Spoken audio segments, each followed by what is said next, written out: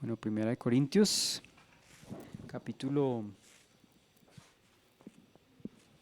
1.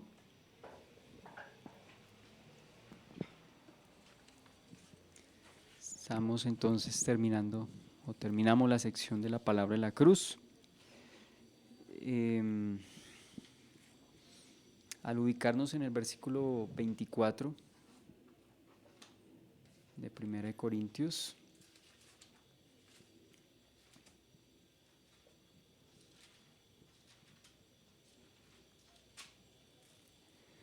dice: mas para los llamados así judíos como griegos, Cristo poder de Dios y sabiduría de Dios.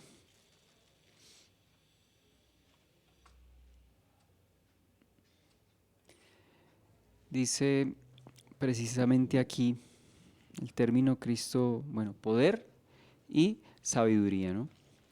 Los llamados, habíamos dicho que esta palabra, la tengo acá, precisamente es la palabra del griego kletos, de ahí viene la palabra o la raíz de la palabra iglesia, los llamados afuera, eklesia, y ahí está esa palabra, ¿sí? Hace referencia entonces a aquellos que Dios llama por iniciativa de Él. Ese es el énfasis que hacemos de esta palabra. Es Dios mismo quien los está llamando, ¿sí? Estamos viendo entonces en esta palabra sencillamente la soberanía de Dios. Bueno, sencillamente no, asombrosamente más bien. La soberanía de Dios escogiendo a los suyos antes de la fundación del mundo, según Efesios capítulo 1, versículo 4. Pues podemos notar aquí que no dice los que vinieron a Él o los que quisieron creer. Habla de los llamados, o sea, no se está refiriendo a ellos, quienes tomaron la iniciativa, sino Dios que tomó la iniciativa para llamarlos. Si ellos hubieran ido a Dios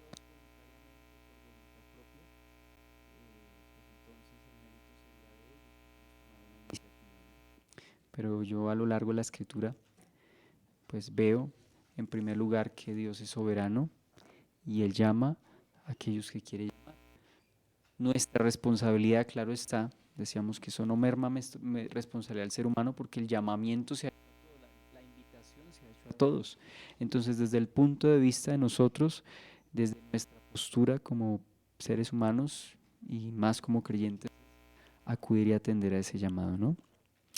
Bien, entonces decíamos, Cristo poder de Dios, que es la palabra, ya habíamos mencionado la palabra dunamis, que también aparece en Romanos 1:16, el Evangelio es poder de Dios y el Evangelio trata respecto a Cristo, entonces podemos ver esa relación de Romanos 1:16 con 1 Corintios 1:18 que habíamos visto, dice que la palabra de la cruz es poder de Dios y ahora aquí en el versículo 24, Cristo poder de Dios, sabiduría de Dios.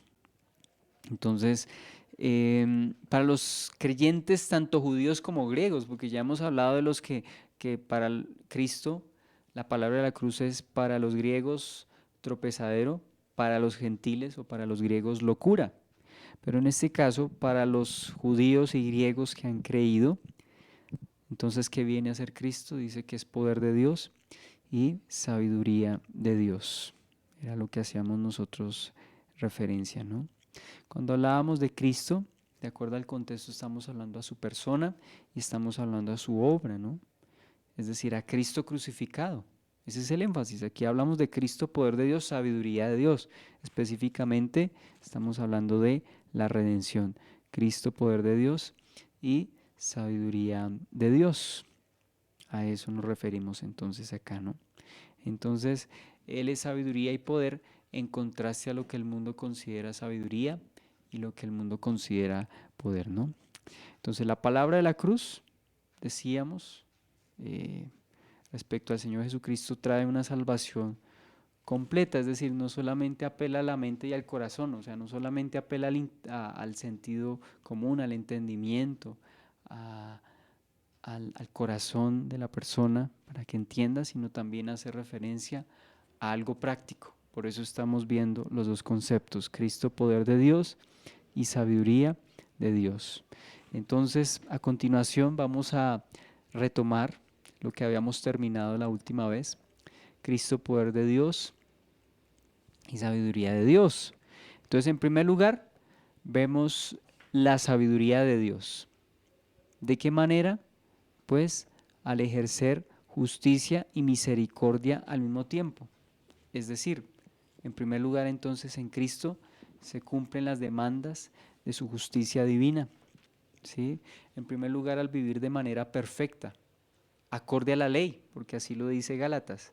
Dice que Cristo, dice, nacido de mujer, nacido bajo la ley, sujeto a la ley, entonces es perfecto. En primer lugar, cumple la justicia divina al vivir de la manera que la ley demanda. Y en segundo lugar, al ofrecerse en sacrificio perfecto por los pecados, cumple la justicia. Es decir, en la cruz se cumplen las justas demandas de la justicia, las justas demandas de Dios contra el pecado. Las justas demandas de Dios contra el pecado. Al que no cometió pecado, dice, por nosotros lo hizo pecado. Y como cita Hervis Carballosa, lo hizo sacrificio por el pecado, es lo que quiere decir ahí. Lo hizo sacrificio por el pecado para que nosotros fuésemos hechos justicia de Dios en él. Entonces ahí vemos la sabiduría. En primer lugar, Cristo viviendo de manera perfecta a la ley, y en segundo lugar, ofreciéndose en sacrificio perfecto por los pecados, ¿no? Entonces vemos aquí los dos aspectos. Entonces, de esta manera y por medio de la fe en Cristo, Dios imputa la justicia de Cristo al creyente e imputa los pecados del creyente a Cristo, que es lo que estamos viendo en 2 Corintios 5, 21. ¿Sí? Entonces, Dios nos imputa la justicia de Cristo al creer en Él. Pero asimismo, nuestros pecados son imputados a Cristo como sacrificio allí en la cruz. De tal manera que el creyente es declarado legalmente justo y sin culpa ante Dios. Pero también, como acabamos de mencionar, la sabiduría tiene que ver con reconciliar, pues en lo personal, y como veo en este pasaje, y me baso también en lo que Arthur Pink escribe en su libro La Justificación. Él ilustra, me parece a mí de manera muy clara, pues que Cristo, Dios en su sabiduría, pudo entonces, en primer lugar, como ya vimos, cumplir su justicia y asimismo, en segundo lugar, entonces, ofrecer misericordia para salvar a aquellos que ponen su fe en Jesucristo, porque recuerde que tener misericordia y justicia no es un asunto que la mente humana pueda resolver. Poníamos el ejemplo de un juez. Si un juez indulta al culpable, puede que le tenga misericordia, pero no está teniendo justicia, está siendo impune. Y viceversa, si le impone la culpa, el castigo, pues no le tiene misericordia.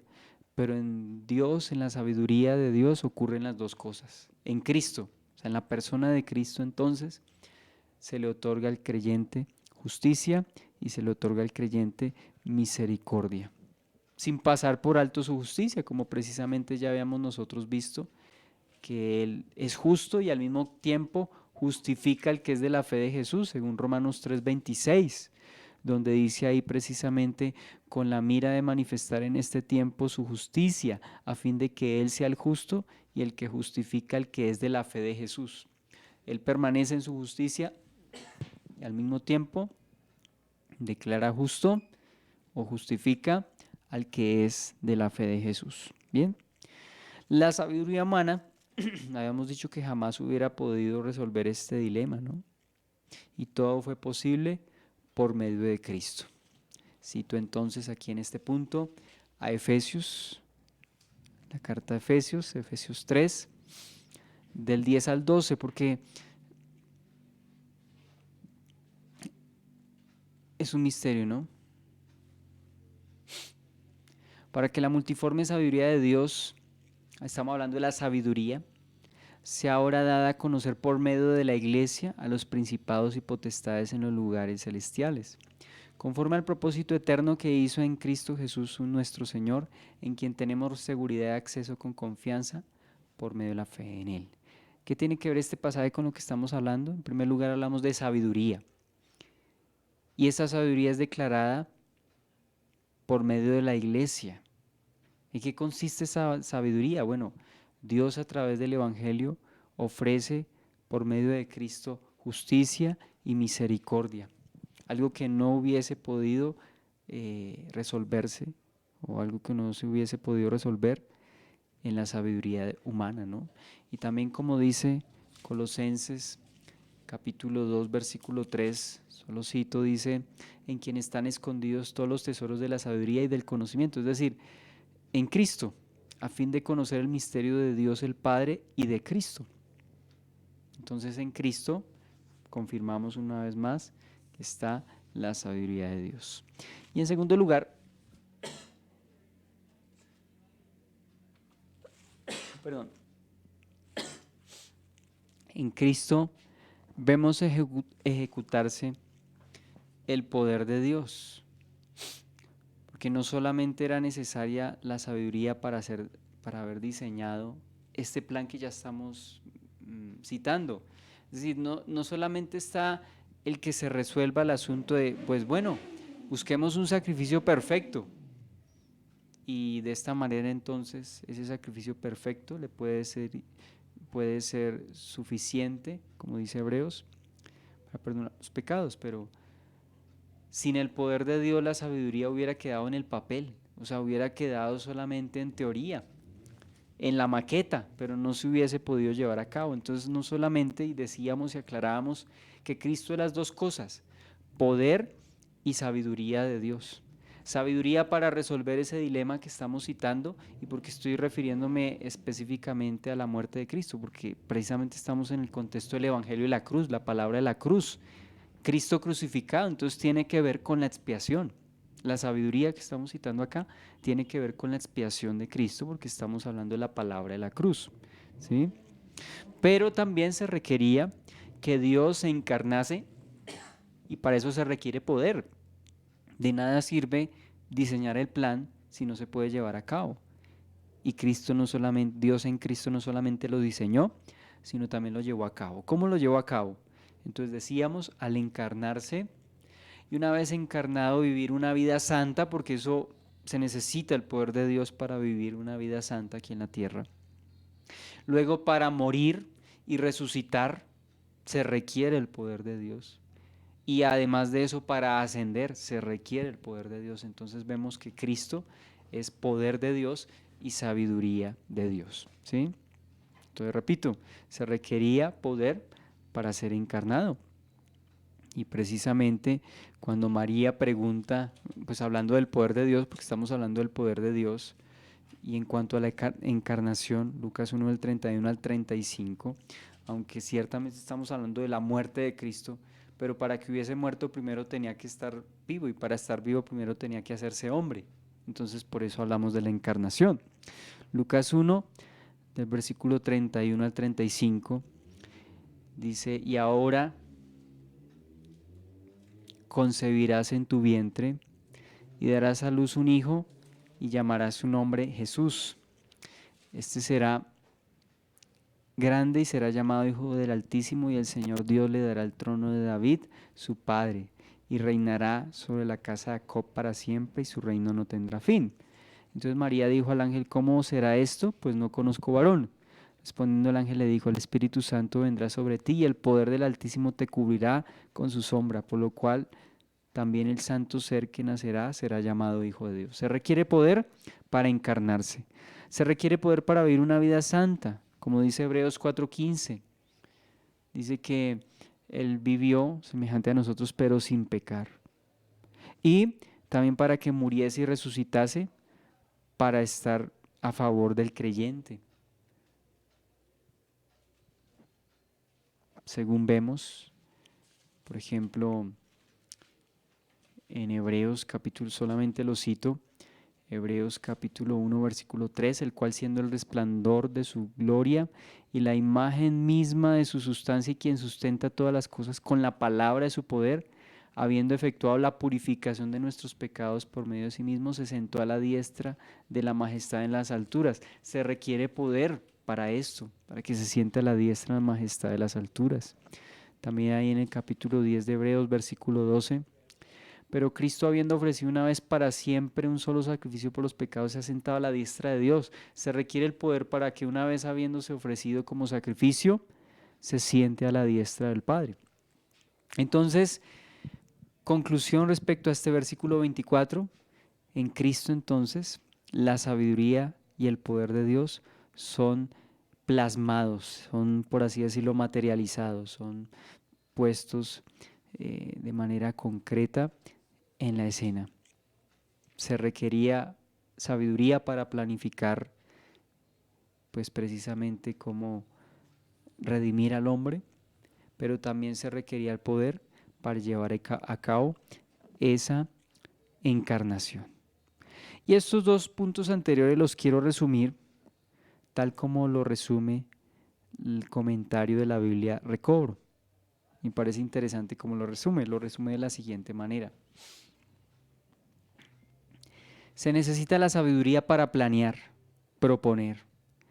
Se requiere el poder para llevar a cabo, efectuar lo que se ha planeado y propuesto.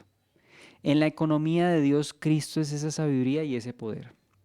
Cuando hablamos de economía, pues no estamos hablando en términos terrenales, sino que estamos hablando de la administración. Recordemos que ese término economía viene de administrar casa, una casa como mayordomía o economy. ¿Sí? De ahí viene la palabra economía, precisamente en la administración de Dios, en su plan soberano. Entonces Dios dispuso que Cristo fuese esa sabiduría y ese poder. Por eso hablamos de Cristo como el Logos, es decir, la expresión de un pensamiento. Cristo es el ideal de Dios, ya habíamos dicho, pero no solo es el ideal de Dios, es el ideal de Dios materializado. A eso hace referencia esa palabra tan especial y tan profunda que es Logos. No solamente que Dios hable de Cristo, sino que Dios, por el poder de Dios, Cristo fue encarnado, se hizo hombre, ¿cierto? Y pues mostró su poder al morir, resucitar y ascender. Entonces vemos básicamente aquí Cristo como poder y sabiduría de Dios. Hasta ahí entonces el versículo 24. Y ahora tomamos el versículo 25. Porque lo insensato de Dios es más sabio que los hombres, y lo débil de Dios es más fuerte que los hombres. Ahí mismo cito la Nueva Versión Internacional. Dice, pues la locura de Dios es más sabia que la sabiduría humana, y la debilidad de Dios es más fuerte que la fuerza humana. Y aquí tenemos que mirar estos pasajes, tenemos que mirarlos en contexto con el resto de la escritura, porque alguno entonces se fijaría solo en este pasaje para decir que Dios tiene punto débil y que Dios tiene un punto de ignorancia, un grado de ignorancia. Alguien diría eso, ¿no? Pues que aquí dice que la locura de Dios, o sea que sí hay locura, o sea, hay insensatez en Dios y que también hay debilidad en Dios. No, estos pasajes tenemos que verlos con el resto del contexto de la escritura para no caer en herejías ni caer en errores. La Biblia no se contradice, pero recordemos que Pablo está hablando como desde el punto de vista de los hombres en algún momento. Por ejemplo, cuando habla de la locura de la predicación, en realidad la predicación es locura. La predicación no es locura, pero Pablo está hablando, ¿cierto? Como si estuviese viéndolo desde la perspectiva humana. ¿Qué le parece al mundo la sabiduría de Dios? Le parece locura. Por eso Pablo dice, le quiso Dios salvar a los creyentes por la locura de la predicación, pero nosotros debemos entender que la predicación no es locura. Nos quedó muy claro que esa es la manera como el mundo ve la sabiduría de Dios, como locura. De la misma manera, si el mundo, digamos, si en Dios, en un caso hipotético, tuviese un lado flaco, y cuando digo flaco es débil, pues entonces, aún si tuviese esa debilidad es superior, ¿sí?, a la sabiduría humana, ¿no? Entonces, por eso en primer lugar aclaramos que Dios es el Todopoderoso. En primer lugar, hablamos de que Dios es el Todopoderoso y que es sabio. En cuanto a sabiduría, miramos el Salmo, bueno, las dos cosas, ¿no? Pero citemos el Salmo 147:5 para aclarar de ciento, para aclarar completamente que en Dios no hay ignorancia ni debilidad. Salmo 147, versículo 5.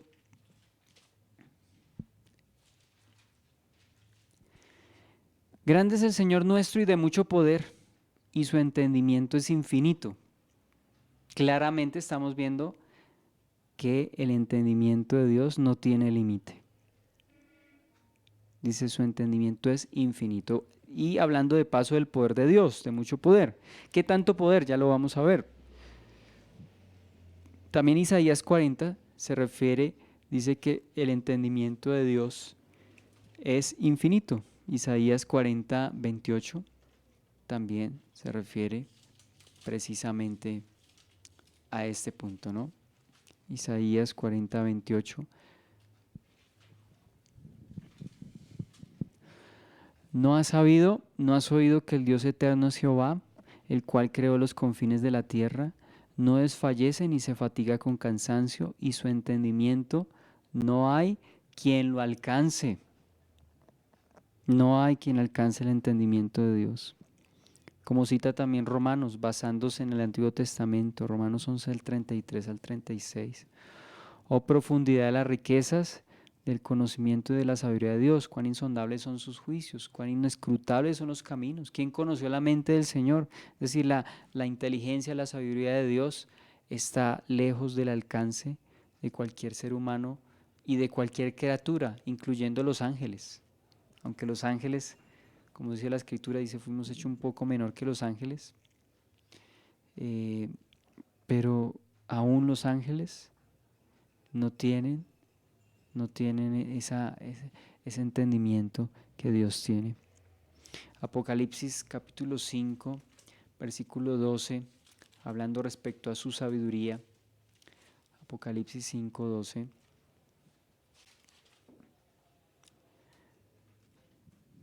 Bueno, se refería a la voz de muchos ángeles, los seres vivientes, los ancianos, millones de millones diciendo, el cordero que fue inmolado es digno de tomar el poder, las riquezas, la sabiduría. Está hablando ahí precisamente de la sabiduría. Entonces nos queda claro que en Dios no hay ignorancia. Y ahora vamos a aclarar que en Dios no hay debilidad. Génesis 18:14, cuando se está hablando del nacimiento de Isaac, pues, y Sara se ríe, no parece sensato humanamente hablando. Dice ahí precisamente en Génesis 18:14.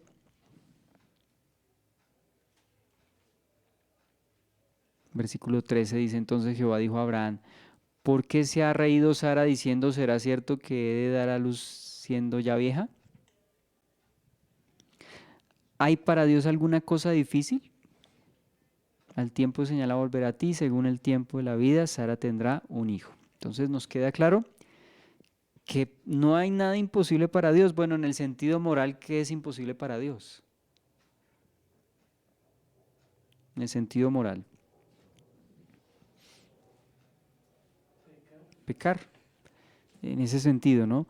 Pero en cuanto a realizar proezas, maravillas, que van acordes a su carácter, van acordes a sus atributos, no hay nada imposible, no hay nada imposible para Dios.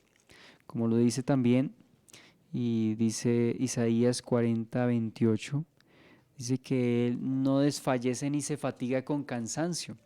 En Dios no hay cansancio, no hay agotamiento. No hay agotamiento en Dios. Entonces, también vemos Jeremías 32 del 17, bueno, perdón, versículo 17.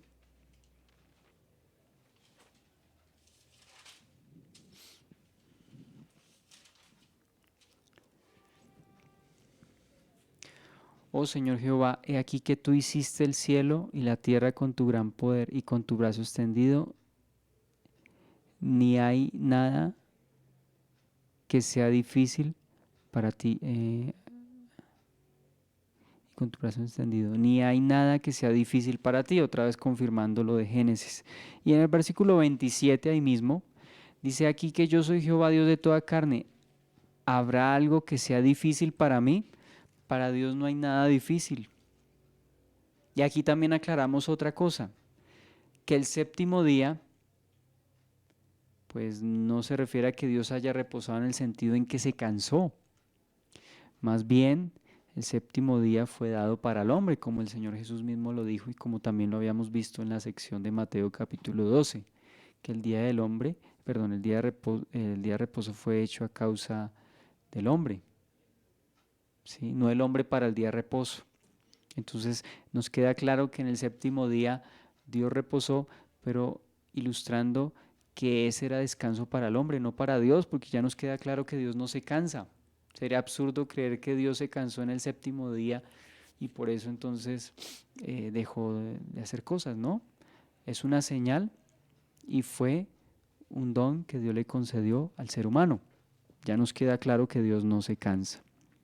Y también Lucas capítulo 1, versículo 36 al 37, precisamente una situación similar a la que ocurrió con Sara, pero esta vez con Elizabeth, familiar de María. Entonces también se da a conocer aquí.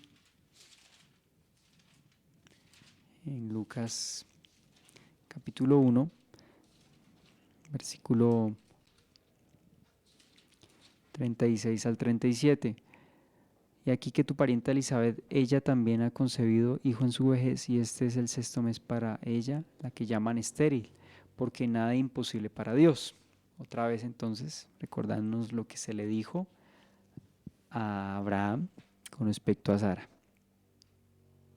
Entonces, ese pasaje, ya dijimos, debe ser visto. ¿Cuál? El que dijimos, el que lo insensato de Dios es más sabio que los hombres y lo débil de Dios es más fuerte que los hombres. Eso debe verse en el contexto de la Escritura, ¿sí? ¿Y cómo lo podemos interpretar? Bueno, Pablo no da a entender que en Dios haya debilidad o insensatez, sino que a los ojos de los hombres, lo que pareciese insensato en Dios, en un caso hipotético, aún es más sabio que los hombres. Y lo que pareciese, pero no es, ojo, una cosa es parecer, otra lo que no es. ¿Sí? Entonces lo que pareciese débil en Dios, aún es más fuerte que los hombres. ¿Sí? Aún es más fuerte que los hombres. Entonces, esto es similar al versículo 21 en donde Pablo, pues, vuelvo y digo, se refiere a la locura de la predicación. Es decir, que el mundo como ve la predicación como locura.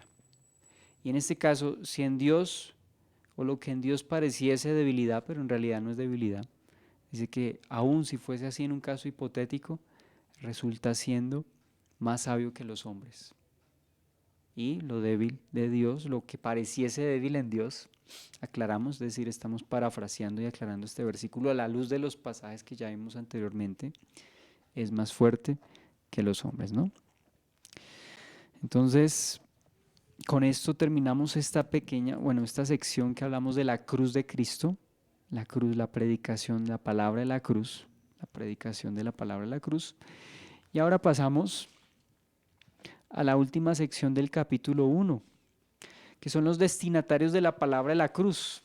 ¿En qué nos hemos enfocado hasta ahora? Nos hemos enfocado en el mensaje. Pero desde el versículo 26 vamos a enfocarnos, hasta el final del capítulo, vamos a enfocarnos en los destinatarios, ¿sí? De ese mensaje. Y por eso yo coloqué como título, bueno, no quería hacerlo tan largo, pero prefería que quedara claro y como acorde a lo que estamos hablando. Los destinatarios de la palabra de la cruz, los destinatarios de la palabra de la cruz. Entonces, luego de que el apóstol Pablo hable de la locura de la predicación de la cruz, como la percibe el mundo, ahora pues él se va a centrar en aquellos que son objeto de este mensaje, los beneficiarios, por así decirlo, de este mensaje, es decir, los creyentes, ¿cierto? Y los creyentes, así como el mensaje no cumple los estándares del mundo, pues la hoja de vida o el historial de los creyentes tampoco cumple en su mayor parte con los estándares del mundo. ¿A qué me refiero en su mayor parte? Por lo general, no cumple con el estándar del mundo. O sea, los antecedentes de aquellos a quienes Dios escoge no son, por lo general, y subrayes esa palabra, por lo general, no son acordes al perfil del mundo, ¿sí? Entonces, en esta sección, la gracia de Dios vuelve a ser enfatizada, pues al mismo tiempo que la sabiduría y la autosuficiencia humana vienen siendo también avergonzadas, ¿no? Entonces MacDonald lo plasma de esta manera, lo que acaba de mencionar, que la primera sección entonces es el evangelio como tal, la palabra de la cruz, pero ahora los que reciben la palabra de la cruz. MacDonald dice así, abro comillas, habiendo hablado del evangelio mismo, el apóstol pasa ahora a la gente a la que Dios llama por el evangelio. Entonces vamos a comenzar desde el versículo 26. Dice, pues mirad, hermanos, vuestra vocación, que no sois muchos sabios según la carne, ni muchos poderosos, ni muchos nobles. Y dice en la Nueva Versión Internacional, hermanos, consideren su propio llamamiento. No son muchos de ustedes son sabios, perdón, no muchos de ustedes son sabios según criterios meramente humanos. Ni son muchos los poderosos, ni muchos los de doble cuna. Entonces aclaramos en primer lugar que esto no significa que no haya ningún sabio, ningún poderoso o ningún noble, solo que no son la constante, no son el común. En esencia eso es lo que estamos nosotros diciendo. O sea, sí hay personas que son elocuentes o que son reconocidas, digamos, como fuertes, poderosos o nobles, pero no es lo normal, no es la norma, es lo que quiero, a esto me refiero yo, no es la norma, básicamente, ¿sí? Entonces, quiero citar, por ejemplo, que hubo hombres que sí creyeron que tenían estas características. Estaba buscando precisamente uno de estos pasajes porque no lo tengo aquí relacionado. Ya lo encontré. Uno de ellos, entonces, en Hechos capítulo 28 habla de un hombre, pues, principal. Hechos 28, versículo 7.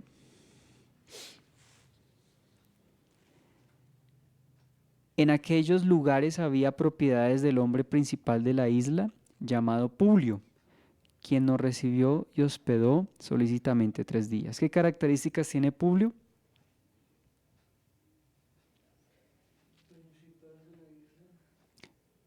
Principal. O sea, podríamos ubicarlo ahí más o menos como noble. O sea, tiene un cargo público, un puesto, digamos, de preeminencia, de gobierno. Pero además yo veo aquí poderoso. ¿En qué sentido? Bueno, en el sentido ya dijimos. Primero hablamos como gobernante, algo así. Y también como dice, este hombre tenía propiedades, o sea que también era poderoso. Tenía poder económico, tenía poder adquisitivo, tenía propiedades. Ahí no dice una sola propiedad. Habla de varias propiedades. Habla entonces de varias propiedades. Por ejemplo, otro que también vemos en Hechos capítulo 13 es el procónsul Sergio Paulo, varón prudente. Este, llamando a Bernabé y a Saulo, deseaba oír la palabra de Dios. Un procónsul, ¿qué es un procónsul? Es un gobernador. En esencia, estamos hablando ahí de un gobernador, o sea que en ese sentido hablamos de un, quizá un poderoso o un noble que tiene una posición de gobierno. También en este momento no recuerdo, pero también Pablo compartió en alguna ocasión, algunas mujeres distinguidas, principales también. No recuerdo en este momento, pero también se refiere a, a personas pues que tenían como esa influencia en la sociedad, ¿sí? Por ejemplo, algún comentarista citaba en Hechos 17:34, mas algunos creyeron, refiriéndose a los que creyeron en Atenas. Dice, con él, entre los cuales estaba Dionisio, el Areopagita, una mujer llamada Dámaris y otros con ellos. Entonces Dionisio el Areopagita hace referencia al miembro del Areópago. O sea que para ser miembro del Areópago, que era como el lugar donde estaban los intelectuales seguramente, pues no era cualquier cosa, no era cualquier cosa. Entonces podemos ver que hubo personas de renombre que creyeron, pero dése cuenta que los estamos cogiendo casi que a contaditos, es lo que quiero decir. ¿Cuál otro, por ejemplo? Creo que en Romanos al final, en Romanos capítulo 16,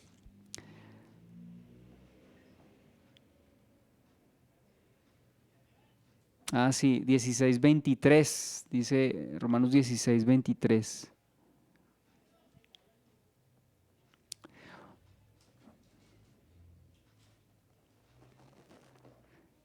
Os saluda Gallo, hospedador mío de toda la iglesia, os saluda Erasto, tesorero de la ciudad, y el hermano Cuarto.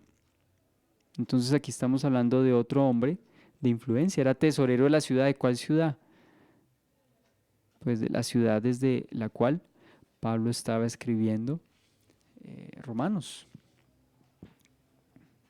Entonces sí había una persona, o sea, sí habían personas, pero repito, eran personas contadas. Entonces con esto aclaramos que no es que no haya ninguno, sino que no eran muchos. Pablo lo está diciendo, lo está aclarando. Entonces no eran muchos. No es la norma que al cristianismo lleguen personas de renombre. No hay muchos, ¿no? Son contaditos. Y ahora citemos ejemplos más contemporáneos. A mí se me ocurre uno, C.S. Lewis, un hombre que incluso el mundo secular lo elogia por sus argumentos. No, pues en vano Disney, la compañía Disney, realizó varias películas de sus libros, el libro de Narnia, ¿sí? Que es una serie de libros, pero pues tomaron de allí esas películas para poder plasmar lo que plasmaron. Entonces C.S. Lewis también es alguien, digamos, salido de norma, porque no es, los intelectuales por lo general no acceden de esa manera. ¿De cuál otro estaríamos también hablando? Otro del cual vimos una película, el testimonio de Lee Strobel, que también era un hombre escéptico que estaba tratando de refutar el cristianismo, y él escribió un libro muy famoso, creo que es un bestseller, se llama El caso de Cristo. El caso de Cristo, creo que se llama Lee Strobel, y precisamente hay una Biblia que tiene como ese formato, el caso de Cristo. Otro también creo que es Francis Schaeffer.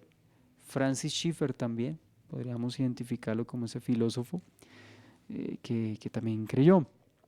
Hoy en día, ¿de quién podemos hablar? Bueno, es difícil de pronto hablar, ¿cierto? Alguien diría, no, el presidente Trump.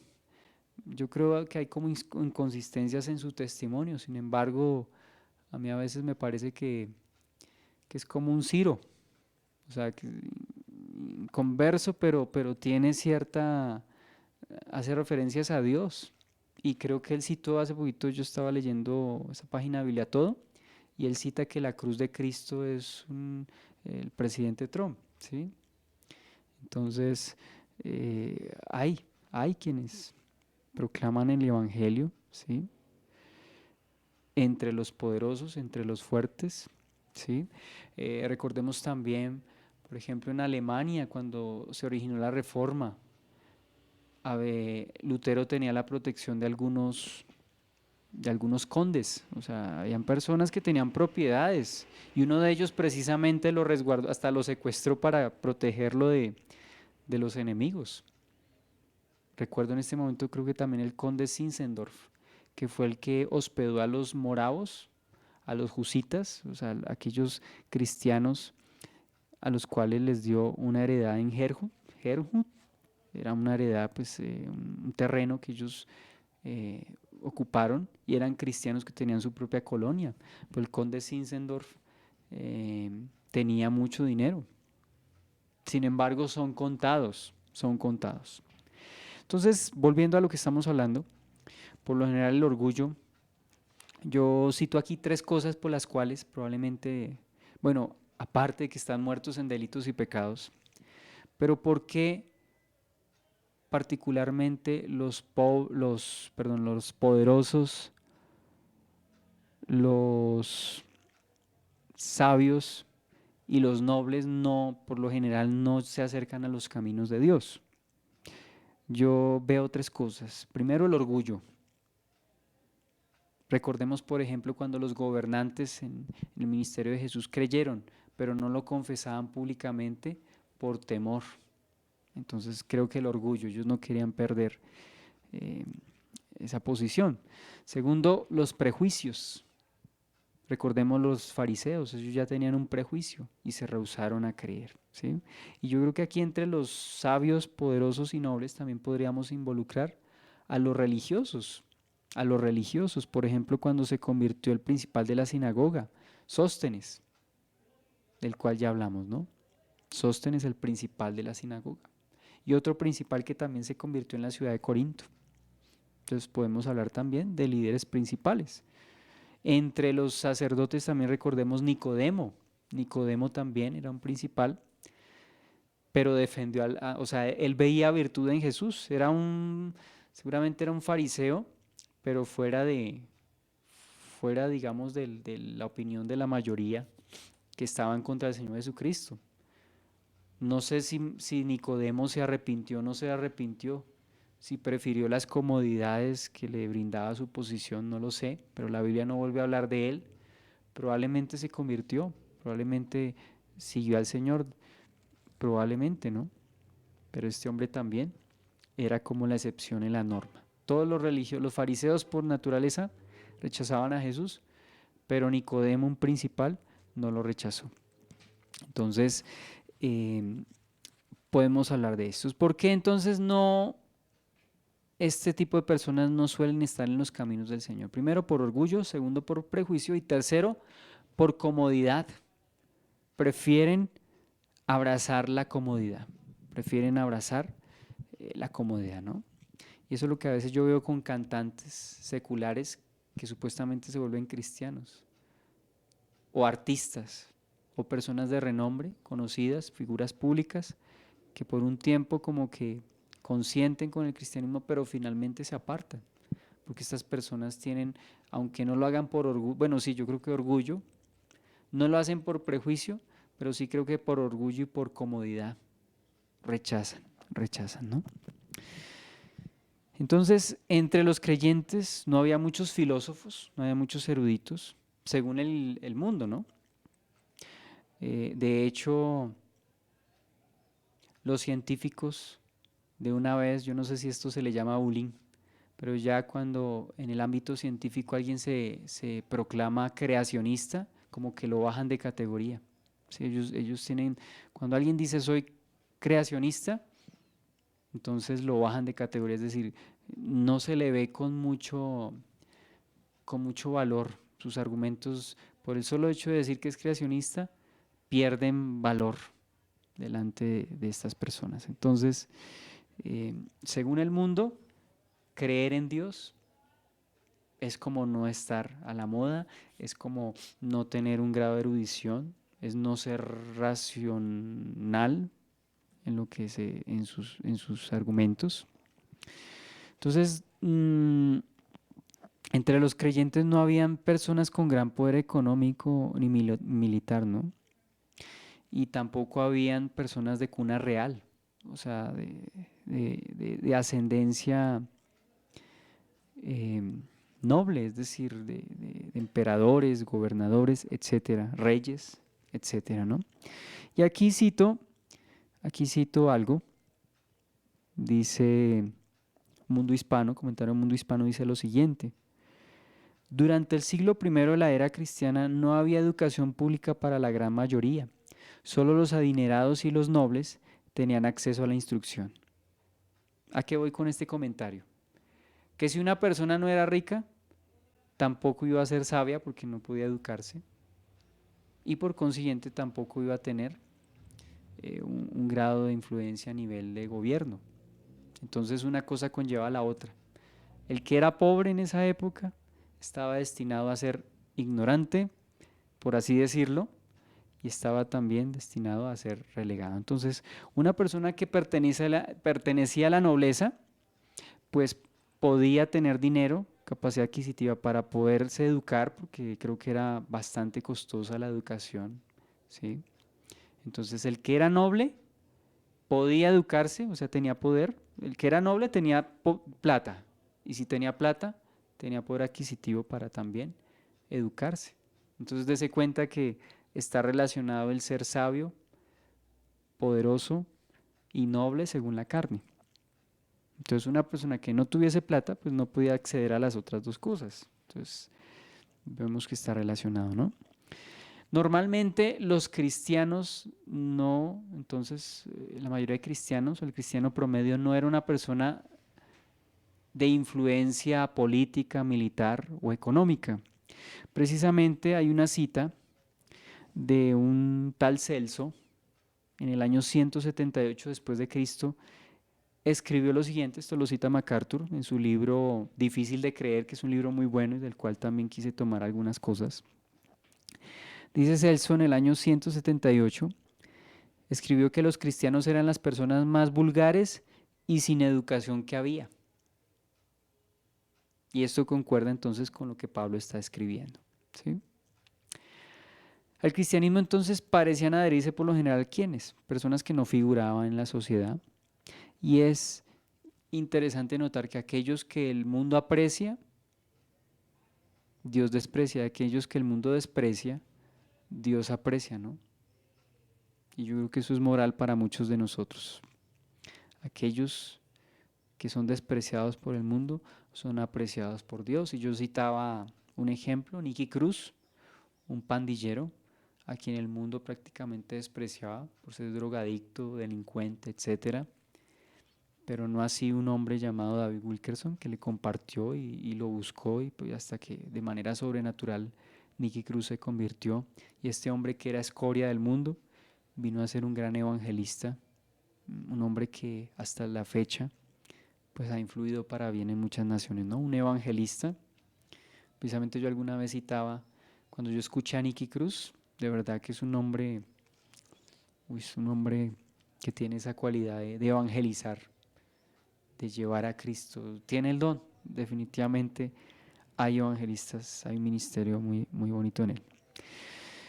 Bien, Rairi comenta al respecto, abro comillas, no solo es el mensaje de la cruz locura para los que se pierden, sino que Dios usa a quienes serían comúnmente considerados locos, débiles y menospreciables para llevar este mensaje. Repito, no solo es el mensaje de la cruz locura para los que se pierden, sino que Dios usa a quienes serían comúnmente considerados locos, débiles y menospreciables para llevar este mensaje. Entonces vemos, de paso, que el mensaje como tal no solamente parece locura, sino que también los destinatarios de ese mensaje, el mundo los considera también algo absurdo, o sea, cómo Dios va a escoger estas personas. Y en este momento recuerda a los apóstoles. Comencemos por ahí con las mismas columnas de la iglesia, el fundamento más bien. No, las dos cosas, fundamento y columna, porque la Biblia se refiere a Pedro y a Juan y a Jacobo como columnas. Y también habla de fundamento de los apóstoles y profetas. Entonces, Los mismos cimientos, desde los mismos cimientos de la iglesia, aquí no estoy aprobando el papismo ni nada de eso, sino estamos hablando en cuanto a la doctrina y a la autoridad que Dios les dio, ¿sí? Entonces dice que comenzando por ellos también, personas que no tenían educación, y yo creo que mejor pasaje para ilustrarlo no hay como Hechos capítulo 2. Hechos capítulo,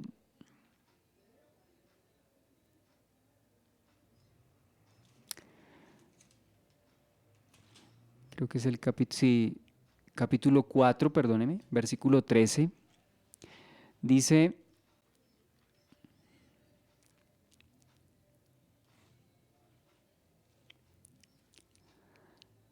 entonces viendo el denuedo de Pedro y de Juan y sabiendo que eran hombres sin letras y del vulgo, se maravillaban y les reconocían que habían estado con Jesús. Recordemos que dentro del círculo de discípulos del Señor no había así como personas, como ya dijimos, ni nobles, ni poderosas, ni sabias. Recordemos, pescadores, cobradores de impuestos,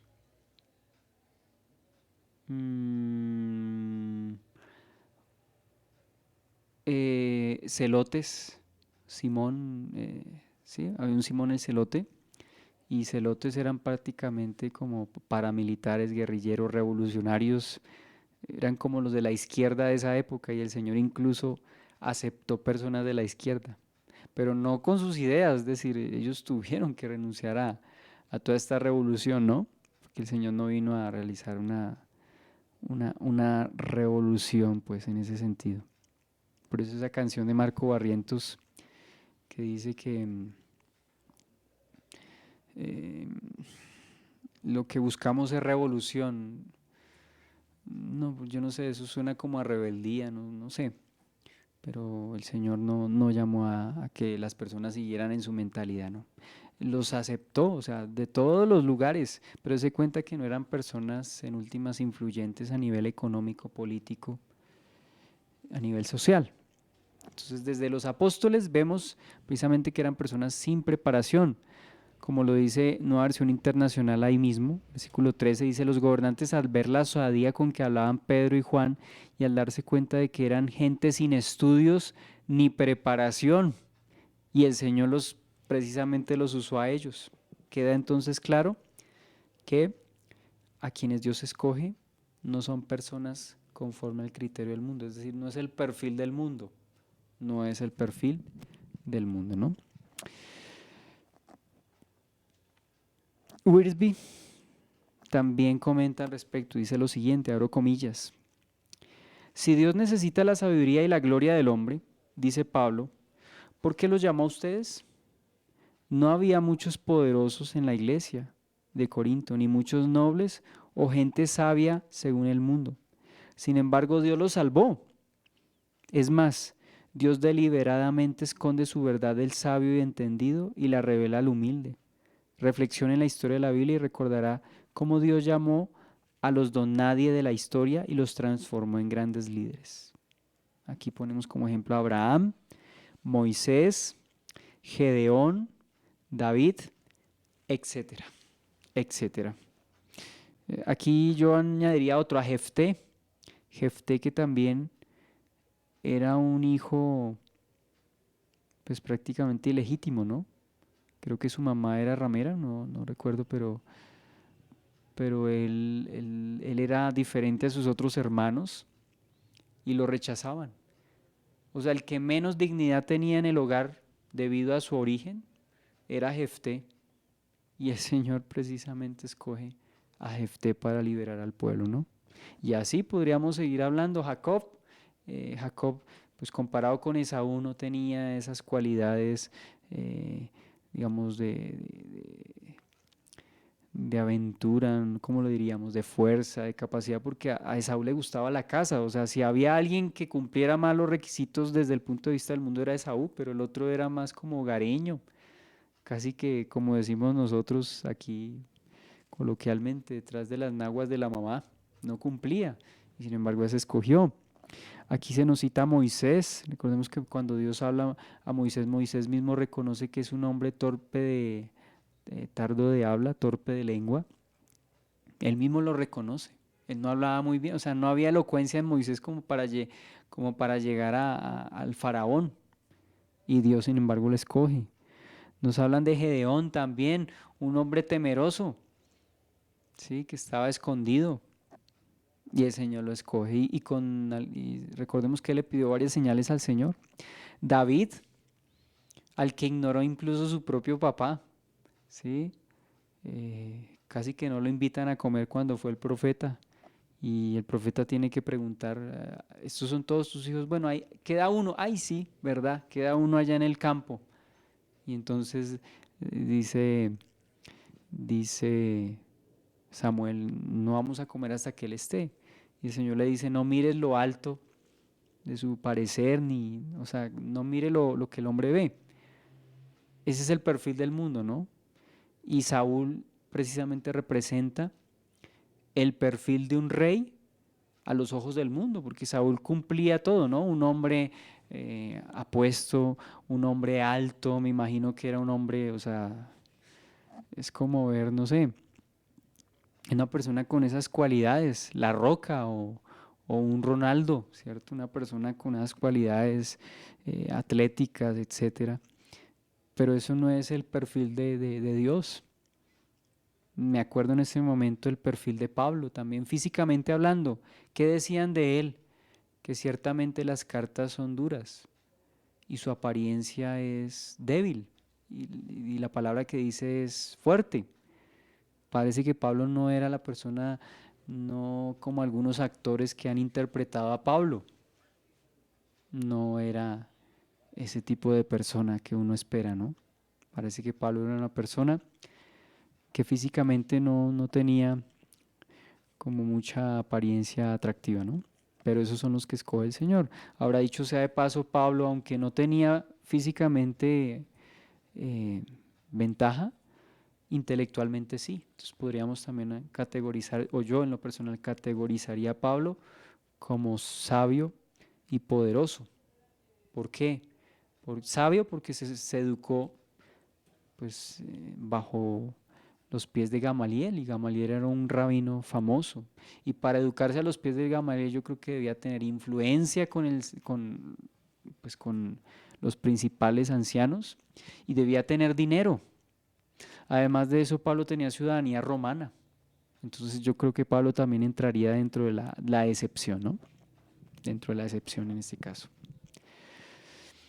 Entonces, em, leemos versículo 27 y terminamos. Sino que lo necio del mundo escogió Dios para avergonzar a los sabios, y lo débil del mundo escogió Dios para avergonzar a lo fuerte.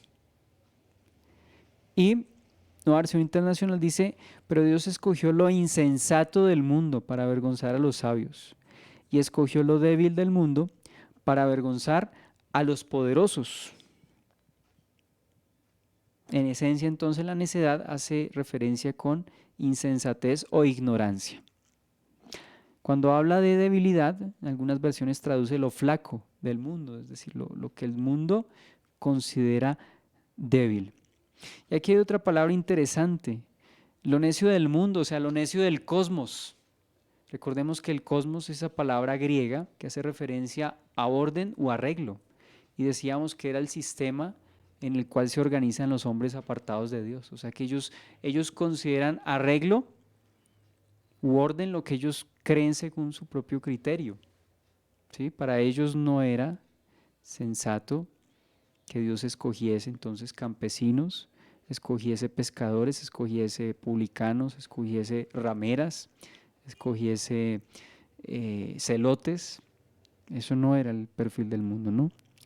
Entonces estamos hablando del cosmos, o sea, el mundo considera desarreglado y sin orden a quienes, los que llama débiles, pero precisamente Dios escoge a los débiles, ¿no? Y termino y hablaremos de esto con más amplitud, diciendo, aquí en el versículo 27 dice, sino que lo necio del mundo escogió Dios. Esa palabra escogió es del griego eklegomai y también tiene esa raíz básicamente de llamar, pero ek, o sea, también de eklegomai, creo que tiene que ver también con eclesia, sacar fuera, ¿no? En este caso significa entresacar y escoger para uno mismo. La palabra aquí es interesante, creo que se refiere a un aoristo en voz media y hace referencia a la acción de Dios y no a la condición de los llamados. Esto es importante lo que estoy diciendo. En primer lugar, A.T. Robertson menciona que esta palabra significa escoger para uno mismo.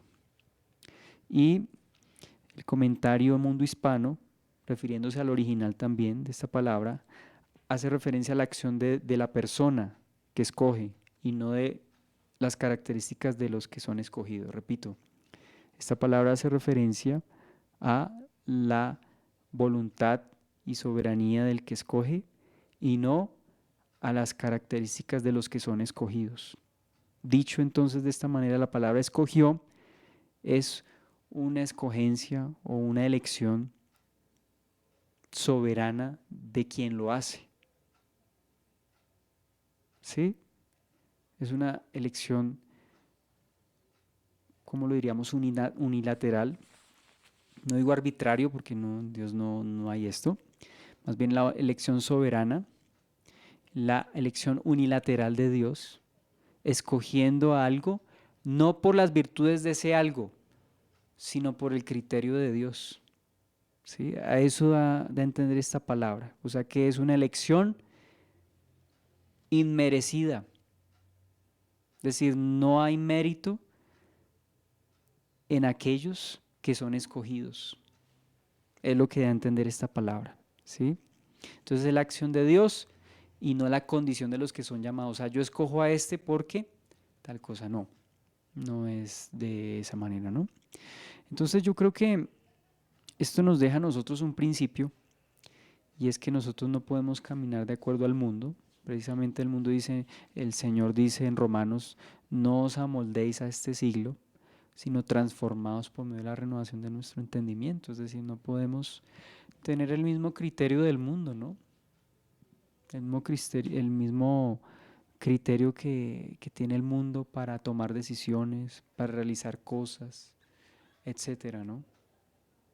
Porque lo que el mundo considera sabio delante de Dios es insensatez, o sea que tenemos que tener mucho cuidado de no vivir conforme a la corriente de este mundo, porque la sabiduría de este mundo y lo que el mundo considera valioso, delante de Dios no lo es. O sea que uno es el concepto del mundo, otro es el concepto de Dios, y creo que tenemos que empezar a salir de todo ese tipo de conceptos y de cosas que el mundo trata de sembrarnos, ¿no? Entonces vamos a seguir hablando de esto, si me lo permite,